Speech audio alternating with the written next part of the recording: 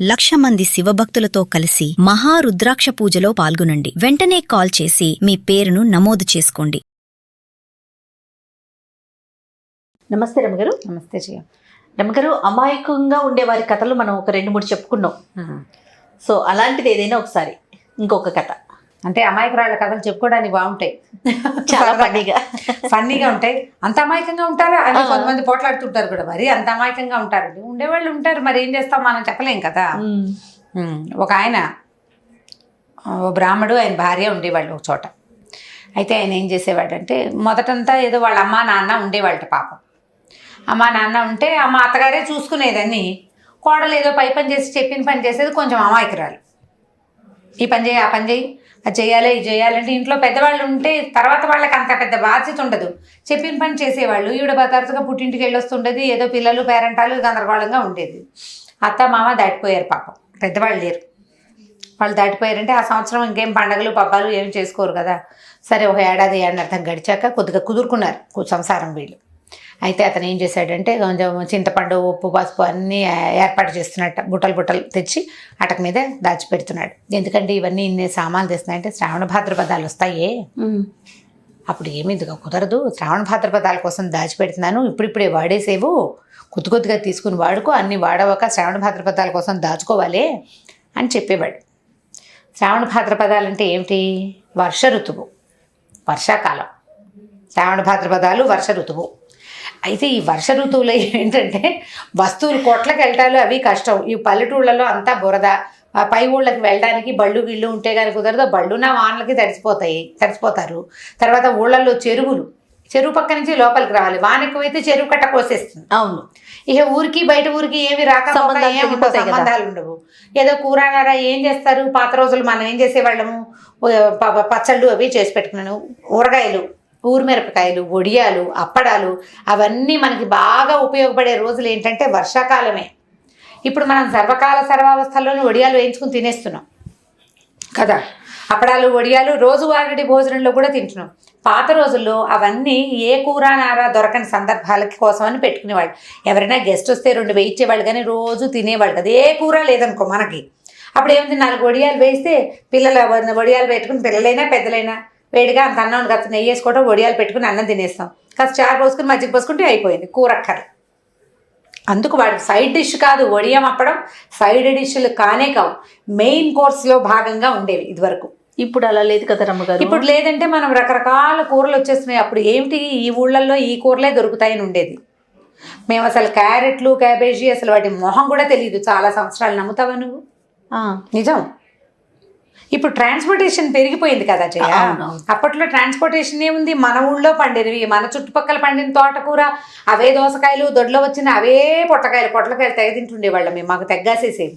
పొట్ల, చిక్కుడు, బెండ అవి మన దొడ్లలో కాస్తే అవే తప్పిస్తే పెద్ద మార్కెట్లు కూడా ఇప్పట్లాగా ఎక్కడుంది, ఎక్కడో ఒక మార్కెట్ ఉండేది. ఓ వారం తెచ్చుకుంటే అవే 15 రోజులు వచ్చేవి. చక్కగా నిల్వ కూడా ఉండేవి. ఆలులు అవి కూడా తక్కువ బాగా. అప్పుడు కూర దొరికితే కూర, లేకపోతే వేడివేడిగా అన్నం వండుకోవటం, పచ్చంతకాయ పచ్చడి, ఉసిరికాయ పచ్చడి, తర్వాత గోంగూరని అదని అట్లా అవే వేసుకుని తినేవాళ్ళం. చక్కగా అంత నెయ్యి వేసుకుని తినేస్తే హ్యాపీగా ఉంటుంది. ఇప్పుడు మనం 5-6 నెలలు ఏవి పిచ్చికూళ్ళన్నీ తిన్నాక ఓ రోజు వేడివేడిగా అన్నంలో పచ్చడి వేసుకుని తిందాం అనిపిస్తుంది. ఇది వరకు పచ్చడి వేసుకుని ఎక్కువ తిని అప్పుడప్పుడు కూరలు తినేవాళ్ళు. ఈయనకి శ్రావణ భాద్రపదాల కోసం దాచిపెడుతున్నాడు. అయితే ఏమైంది, ఈయనకి ఆషాఢ మాసం వెళ్ళకుండానే బయట ఊళ్ళ నుంచి ఆయనకి బోల్డు కబుర్లు వచ్చినాయి. ఏమిటి, ఏవో పెళ్ళిళ్ళని, పేరెంటాలు. అప్పట్లో ఏమింది, బయటికి వెళ్ళి తెచ్చుకోవాలి.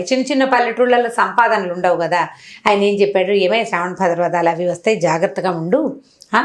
పిల్లలు ఎలాగో మన దగ్గర లేరు, పిల్లలు వేదాధ్యయనానికి ఏదో వేరే ఊళ్ళో చదువుకుంటున్నారు, జాగ్రత్త అని చెప్పి 1 నెల 2 నెలల్లో తిరిగి వస్తాను. అప్పట్లో జరిగేవి ఇవన్నీ, ఇదేం కొత్త విషయం ఏం కాదు. ఇప్పుడు కూడా భర్తలు అమెరికాలు, ఆస్ట్రేలియాలు వెళ్ళాలి ఉన్నాయి కదా. అలాగే ఇంతకీ క్యాంప్ వెళ్ళిపోయాడు ఆయన. ఈ భార్యమణి ఏదో వండుకుంటూ తింటుండేది. ఆషాఢం సగంలోనే ఆయన వెళ్ళిపోయాడు. ఆషాఢం గడిచింది. సరే, ఏమైంది, పక్క ఇంట్లో ఒక కాపుల కుటుంబం ఉందట. వీళ్ళు ఉన్న దానికి పక్కన మరీ ఆనుకునేం లేదు, కానీ శ్రావణ భాద్రపదం వింటుండేవాళ్ళు. వాళ్ళ ఇంటికి ఒక కుర్రాడు వచ్చాడు చుట్టపు చూపుగా. వాడు ఈవిడ అమాయకత్వం, ఆయన తెలివిగా అన్ని 2 నెలలకు ముందే పెట్టడం తెలుసుకున్నాడు. ఏం చేశాడు, తన ఫ్రెండ్కి ఈ ఊళ్ళో నుంచి వెళ్ళిపోయి ఓ ఫ్రెండ్ని తీసుకొచ్చాడు. ఇద్దరు కలిసి చెరుకో బ్రాహ్మణ వేషం వేసుకున్నాడు. బ్రాహ్మణ వేషానికి ఏముంది, పంచ కట్టుకుని కాస్త మొహం మీద విభూతి పిండి కట్లు పెట్టుకుంటే అయిపోయింది. బ్రాహ్మడు వచ్చి అమ్మ బాగున్నారా, శాస్త్రి గారు ఉన్నారా అని పలకరించారు. శాస్త్రి గారు లేరు బాబు, ఏదో ఊరు వెళ్ళారు, మీరెవరు నాయనండి, మేము శ్రావణ భాద్రపదాలమ్మా అని చెప్పారు.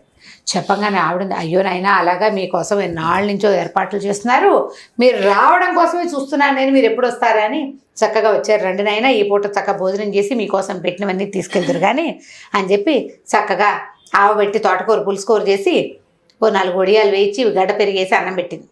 ఇద్దరు కలిసి అట లోపల వద్దమ్మ పంచలు వేయండి బాగుందని బయటే విస్తలు వేయించుకుని అన్నాలు తినేశారు. తినేసాక మా కోసం పెట్టిన వస్తువులు ఏమంటే ఆవిడ అటక మీద పెట్టిన అంత చింతపండు, ఇంత బెల్లము, ఓ పెసరపప్పులు గుప్పులు, ఈ 2 నెలలు ఎక్కడికి వెళ్ళక్కర్లేకుండా దాచిపెట్టిన వస్తువులన్నీ బుట్టలు దింపి చేతిలో పెట్టింది. బాబా వీళ్ళు ఏం చేశారు, చక్కగా వాటిని ఒక పెద్ద 2 గోను సంచుల్లో మూట కట్టుకుని వెళ్ళేస్తామమ్మా అని వెళ్ళిపోయారు. ఈ శ్రావణ మాసం అయిపోయింది. భాద్రపదం మన ఇది వస్తుంది కదా వినాయక చవితి, చవితి వెళ్ళంగానే ఈయన వచ్చేసాడు. చవితి పండగ అయిపోగానే వచ్చాడు. వచ్చేసరికి ఏమండి వచ్చారా, శ్రావణ భాద్రపదాలు వచ్చినప్పుడు మీరు రాలేదండి. ఈ భాద్రపదంలో రాకపోవడం నీ బొందా, భాద్రపదంలోనే ఉన్నాం మనం అంటే. భాద్రపదంలో ఉండటం ఏమిటండి, వచ్చి అప్పుడే వెళ్ళిపోతాయి నువ్వు అంటుంది. వెళ్ళిపోవటం ఏమిటే, ఈ భాద్రపదంలో ఉన్నాం, ఇంకా వారం గడిచింది అంతే, చవితి పండగ వెళ్ళింది అంతే కదా, ఇంకా 15 రోజులు ఉందంటే. ఏమిటి రోజులు అంటారు, చక్కగా పిండి కట్టలు పెట్టుకుని పళ్ళల్లే ఉన్నారు, చక్కగా వచ్చి వాళ్ళకి ఇచ్చినవన్నీ పట్టుకెళ్ళిపోయారని అనేసరికి తలబడి ఏమిటి అసలు ఏం చేశావు నువ్వు అనేసరికి నువ్వు శ్రావణ భాద్రపదాలు వస్తాయి అన్నావు. శ్రావణ భాద్రపదాలు ఇద్దరు వచ్చారు, చక్కగా ఉన్నారు లక్షణంగా. పిల్లలు ఇంత ఎత్తు నుండి చక్కగా బొట్లు గిట్లు పెట్టుకుని పంచలు కట్టుకుని లక్షణంగా ఉన్నారు. ఏం చక్కగా ఒక తోటకూర పులుసుకో వేసి అన్నం పెట్టాను. వాళ్ళ వస్తువులన్నీ వాళ్ళకి అప్పచెప్పాను. ఏమి ఇచ్చావేనా నువ్వు, అటక మీద శ్రావణ భాద్రపదాల కోసం పెట్టావు కదా అవే ఇచ్చా, వేరేవేమి ఇవ్వలేదు. ఈ 2 నెలల కోసం భర్త దాచిన మొత్తం సరుకు సపరా సామాగ్రి మొత్తం సమస్తం ఇచ్చేసరికి ఈయన తెలబడి పోసి నీ తెలివి తెల్లారా, ఇవి 2 నెలలే నేను చెప్పింది, ఇంత తెలివి తక్కువ పెద్దమ్మవి నాకెక్కడ దాపురిచ్చేవే నువ్వు, అయ్యో నీ 2 నెలల కోసం పెట్టిన ఆహార పదార్థాలన్నీ ఇచ్చేసావు, ఏముండుకు తింటావంటే ఏముంది తోటకూర ఉంది నేనున్నాను, ఒకతే ఉంది ఏదో వండుకు తింటోంది ఆవిడ. సరే అక్కడి నుంచి అయిపోయింది. ఆ మొగుడు అన్నాడు చిచి ఒక పెద్ద దిక్కు లేదు మన ఇంటికి, ఎవరైనా పెద్ద దిక్కు ఉంటే కానీ కుదరదే, నీతోటి నేను వేగలేను, నువ్వు ఇలాగే సంసారం అంతా గుల్ల చేసేలాగా ఉన్నావు, నా కర్మాన్ని నెత్తి కొట్టుకున్నాడు. సరే ఆయన దారిని ఆయన బయటికి పోయాడు ఏదో పని చేసుకోవడానికి. ఈ లోపల ఈ పక్కింట్లో కాపు కుర్రాడు అంతా విన్నాడు. మళ్ళీ విని ఓహో వీళ్ళకి పెద్ద దిక్కులు కావాలి అంతే కదా. అక్కడి నుంచి ఏం చేశాడు, వాడి ఫ్రెండ్ ఉన్నాడు కదా వాడికి, ఒరే అబ్బాయి మనం 2 గడ్డి బొమ్మలు చేద్దాంరా అని చెప్పేసి గడ్డితోటి పెద్ద పెద్దవి అంతంత ఎత్తున్న 2 బొమ్మలు చేశారు. బొమ్మలు చేసి ఒకదానికి చీర ఒకదానికి పంచా కట్టారు.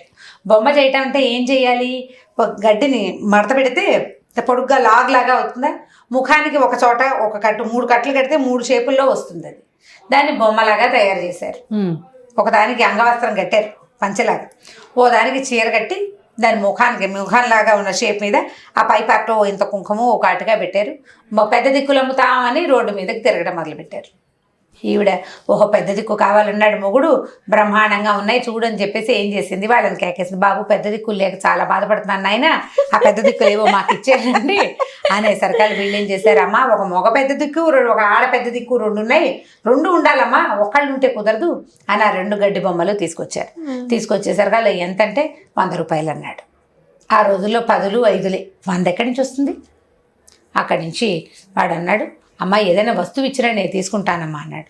ఏమి ఇవ్వాలి, 100 రూపాయలకి వస్తువు, కంచాలు చెంబులు అవేమి 100 రూపాయలు చేయవు. సరే ఇప్పుడు ఏం చేసింది, మెడలో కాసులు పేరుంది ఆవిడకి, బాబు ఇది 100 రూపాయలు చేస్తుందా అని అడిగింది. 100 రూపాయలు చేస్తుందమ్మా అన్నాడు. అయితే సరేరా ఈ కాసుల పేరు తీసుకో, పెద్ద దిక్కు కంటేనా, పెద్ద దిక్కు చాలా అవసరం జీవితానికి అని చెప్పి ఆ 2 గడ్డి బొమ్మలు ఇంట్లో పెట్టుకుని మళ్ళీ 5 కాసుల పేరు తీసి వాడి చేతిలో పెట్టింది. వాడి సందు తిరిగాక ఈ బొమ్మల వల్ల గిమ్మల వల్ల అవన్నీ పారేసి చక్కగా వస్తువు పుచ్చుకుని వెళ్ళిపోయారు వాళ్ళు. సరే చీకటి పడేసరికల్లా వచ్చాడు భర్త. ఇది జరిగి ఒక 4-5 రోజులు అయిన తర్వాత ఈ పెద్ద దిక్కులు వచ్చాయన్నమాట. ఈయన లోపలికి రాగానే ఏమంటే కాళ్ళు కట్టుకొని పెద్ద దిక్కుల్ని పలకరించండి అంతే అనేసరికల్లా ఈయనేమనుకున్నాడు, ఎవరో చుట్టాలు ఎవరే మా మేనత్త మీ మేనత్త ఎవరు వచ్చారంటే, మేనత్తలు ఏమిటండి మేనత్తలు వాళ్ళు కాదు, మేనత్తలు అవుతారు, పెద్ద దిక్కు ఎందుకు అవుతారు, అదే కదా పెద్ద దిక్కులు ఉన్నాయి మన ఇంట్లో అనేసి తెలబోయాడు. ఏమిటో చేసింది ఇది, మళ్ళీ పప్పు వచ్చేసింది. తీరా చూస్తే 2 గడ్డి బొమ్మలు చక్కగా కుర్చీలలో కూర్చుని ఉన్నాయి. 2 బొమ్మలు నిర్ఘాంతపడడం ఏమిటో ఇవి ఎక్కడవే అంటే అదేనండి మీరు పెద్ద దిక్కు లేకపోతే కుదరదన్నారు, రోడ్డు మీదకి అమ్మొచ్చినాయండి పెద్ద దిక్కులు, అందుకని ఈ ఇద్దరు పెద్ద దిక్కుల్ని మీకోసం మన ఇంట్లో కాపలా ఉండాలి మన కదా, కోసం. పలకరించండి అనేసరికి నీ బొంద పెట్ట ఇవి బొమ్మలే, వీటిని పలకరించడం ఏమిటి, ఎవడో బాగా టోపీ వేసాడు, ఏమి ఇచ్చావే వాడికి అన్నాడు. డబ్బులు లేవండి, సమయానికి కాసుల పేరు ఇచ్చేసానండి. అదేమిటి కాసుల పేరు మోసి ఇక్కడ పుడకాదు 5-6 కాసులు ఉంటుంది అన్నాడు. ఉంటే ఉంది పెద్ద దిక్కు కంటేనా, పెద్ద దిక్కు లేకపోవటం వెళ్ళ కదా వల్ల కదా మన జీవితం పాడైపోతుంది అంటున్నాము, అందుకని తీసుకున్నాను అనేసరికి ఆయన ఒళ్ళు మండిపోయింది. నువ్వు నీ పెద్ద దిక్కులు ఎత్తినేసుకొని మీ పుట్టింటికి వెళ్ళిపో, నాకు కుదరదు, నేను చచ్చినా నిన్ను మా ఇంట్లో ఉంచుకోను అని చెప్పి 2 బొమ్మలు పూసుకొని వెళ్ళిపోమ్మ నువ్వు అన్నాడు. అనేసరికి ఆవిడ ఏం చేస్తుంది, చేరుకో బొమ్మని చంకలో పెట్టుకుని బయటికి వెళ్ళింది. పక్కింటి వాళ్ళు వీళ్ళు వచ్చేసరికి అయ్యో పాపం సోదేవమ్మ గారు ఆవిడకి పాపం అమాయకురాలు, ఆవిడ ఏం చేస్తుందండి, శాస్త్రి గారు ఫోన్ లేని ఉంచుకోండి, ఏదో ఈ మాట మంచి చెప్పుకుంటుంటే మాటలేదు మంచి లేదు, 2 నెలలకు సరిపడా గ్రాసం ఇచ్చేసింది, మెళ్ళో కాసుల పేరు మా అమ్మ చేయించింది, తీసుకెళ్ళిమో వాడు ఎవడో ఏదైనా కొట్టింది, నేను చచ్చినా దీన్ని ఉంచుకొని వెళ్ళిపోను అన్నాడు. సరే ఈవిడ ఏం చేసింది, పుట్టింటికి వెళ్ళి వాళ్ళ నాన్ననో మేనమామనో తేవాలి మొగుడిని సమాధానపరచడానికి.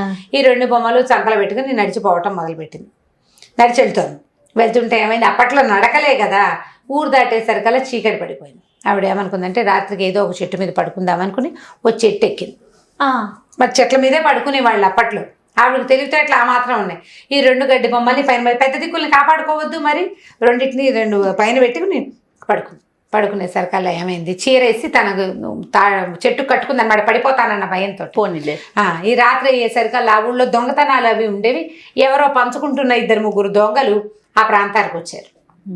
ఈవిడ పెద్ద దిక్కు పైన పెట్టుకుంది కదా 2 గడ్డి బొమ్మలో, ఓ బొమ్మ దారి కింద పడింది. పడేసరికల్లా పైనుంచి బొమ్మ అంటే అదేదో ఇంత వస్తువు కాదు కదా, బాగా పొడుగ్గా మనిషి అంత ఎత్తు చేశారు, 2.5-3 అడుగులు ఉంది అది. వాళ్ళు కంగారు పడి పారిపోయారు, ఏదో దూకింది పైనుంచి, మనిషి దూకిందని భ్రమపడ్డారు. సరే ఈవిడ ఏం చేసింది, అయ్యో నా పెద్ద దిక్కు పడిపోయిందని చెట్టు దిగింది కానీ చీకట్లో పెద్దగా కనపడలేదు. అక్కడ ఉన్న డబ్బు మూటలు కూడా చేత్తో పుచ్చుకొని మళ్ళీ చెట్టు ఎక్కికొచ్చింది. తెల్లారాక చూసుకుంది, గడ్డి మూటలతో పాటు ఒక డబ్బు మూట కూడా ఉంది. ఈ లోపల ఏమైంది, ఆ సాయంకాలం చీకటి పడిన తర్వాత ఈవిడ తండ్రి మేనమామ ఇద్దరు వీళ్ళింటికి వచ్చారు. మా పిల్ల ఏదైనా అడిగితే మీ పిల్లని మీ ఇంటికి పంపేశాను అన్నాడు. దాంతో వీళ్ళు చెడామడా పోట్లాడుకున్నారు.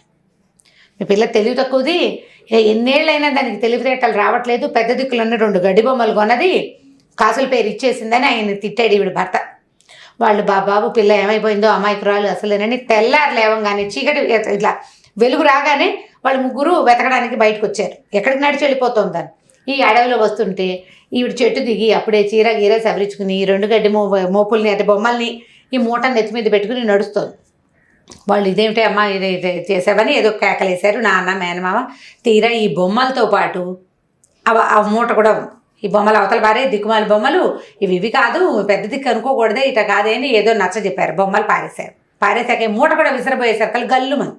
ఏమిట్రా గల్లుమందని తీస్తే దాని నిండా బోల్డంత డబ్బు బంగారం ఉంది. అప్పట్లో కాసులు అవి ఉండే. వాళ్ళు తెల్లబోయి ఇది ఎక్కడ, నేను ఏమో నాకు తెలీదు, పెద్ద దిక్కు కింద పడిపోతే తీసాను, దాంతోపాటు ఈ మూట కూడా చేతిలోకి వచ్చింది, ఏమిటో నన్ను చేత్తో పుచ్చుకున్నాను అంతే. అని చూసేసరికి బోల్డ్ బంగారం. మామగారు అన్నాడు, ఏమయ్యా మా పిల్ల అమాయకురాలను, దీని అమాయకత్వంతో చూడు నీకు బంగారం కలిసి వచ్చింది అని చెప్పేసరికి ఇది ఆ ఊరి వాళ్ళపై ఎవరివోనని అతను ఏం చేశాడు, మనం తీసుకుంటే ఎట్లాగండి గ్రామాధికారికి ఇస్తానని ఆ భార్యని వెంట పెట్టుకుని ఆ వస్తువు పుచ్చుకుని తీసుకొచ్చాడు. తెచ్చేసరికి ఆ ఊళ్ళో వాళ్ళవే ఏవో కొంత బంగారం పోయింది, బంగారాలు వాళ్ళకి ఇచ్చేసారు. డబ్బు మాత్రం వాళ్ళు ఎక్కడి నుంచి తెచ్చారో వీళ్ళకి తెలియదు. ఆ వచ్చిన దొంగలు ఎవరో తెలియదు కదా. ఈ డబ్బు ఎవరిది కాదండి, ఈ ఊళ్ళో మీరే తీసుకోండి అని ఈ బ్రాహ్మణ ఆయన చేతిలో పెట్టాడు గ్రామాధికారి. ఆ డబ్బు పుచ్చుకుని ఇంటికి వచ్చి భార్యకి తోడుగా ఉండటానికి ఒక కుటుంబాన్ని తెచ్చుకుని దగ్గరలో పెట్టుకున్నాడు అనమాట. డబ్బులు ఉన్నాయి కదా, ఇంకో కుటుంబాన్ని ఏమైనా కాస్త కాచి కాపాడాను. మిగిలినవన్నీ వంట తంటా వచ్చు ఆవిడికి పాపం. ఈ తెలివితేటలు కొంచెం తక్కువ ఉన్నాయి. సో ఇప్పుడు పెద్ద దిక్కుల్ని కొనుక్కున్న బామ్మగారి సంగతి పిల్లలకి సరదాగా చెప్పచ్చు, బాగుంటుంది కదా. కంచికి మనం ఇంటికి. చాలా బాగుంది రమ్మగారు. రైట్ రమ్మగారు, ఇంకొక స్టోరీతో కలుద్దాం. నమస్తే.